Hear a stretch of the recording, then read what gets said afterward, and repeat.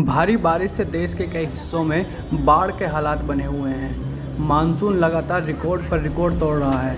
मौसम विभाग के अनुसार पिछले 6 साल में पहली बार इस मानसून सीजन के दौरान सामान्य से ज़्यादा बारिश दर्ज की गई है।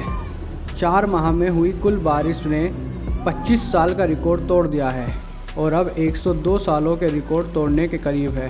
पूरे देश में 29 सितंबर तक सामान्य बारिश का आंकड़ा 870 मिलीमीटर रहता है। इस बार अब तक 956.1 मिलीमीटर बारिश हो चुकी है, जो सामान्य से 9% अधिक है।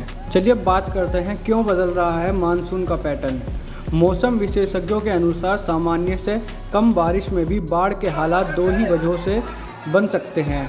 एक तो हमने जल स्तरों के जल ग्रहण क्षेत्र को कम कर दिया हो और जल निकासी के रास्ते को ख़त्म कर दिया हो। दूसरी वजह भी मानव जनहित ही है।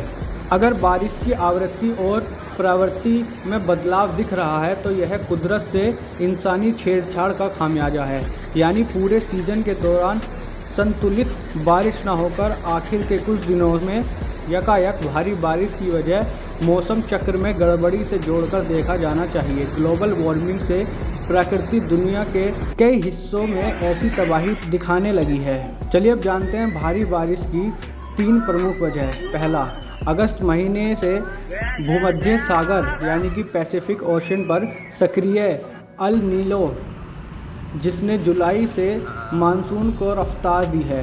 अल नीनो बदलता है पूरे मौसम को। प्रशांत महासागर के तापमान और वायुमंडलीय परिस्थितियों में आए बदलाव के लिए उत्तरदायी घटना को ही अल नीनो कहा जाता है।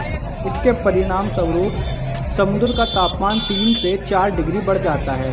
इसका असर होता है कि हमेशा से तेज़ बारिश होती रहती है वहाँ कम, और जहाँ कम बारिश होती आई है वहाँ तेज़ बारिश होती है। इससे मौसम का पूरा चक्र ही बदल जाता है। दूसरा, इसी दौरान हिंद महासागर में भी एक मानसून को गति देने वाला एक सिस्टम सक्रिय हो गया।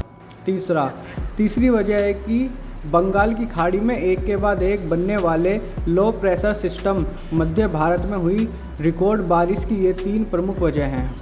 मौसम में बदलाव की प्रमुख वजह ग्लोबल वार्मिंग है। भारत ही नहीं, पूरे विश्व में आर्थिक विकास ही होड़ मची हुई है। इसका सीधा असर पर्यावरण पर हुआ है। प्रकृति का शोषण पर विकास किया जा रहा है। पर्यावरण विकास पर किसी का ध्यान ही नहीं है। कार्बन डाइऑक्साइड की मात्रा बढ़ गई है।